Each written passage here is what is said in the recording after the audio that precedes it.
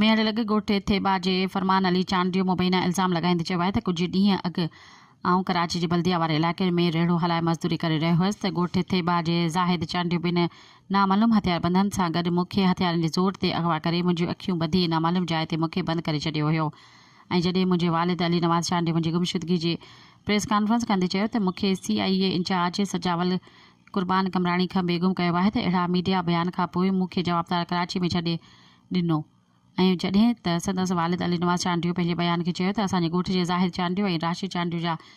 घटीअ में कुर्सियूं रखण जे मामले तां ॾंद चक थी ऐं हुन खां पोइ हुननि असांजे मेहर थाणे ते NC दाख़िल कराई हुई। अहिड़ी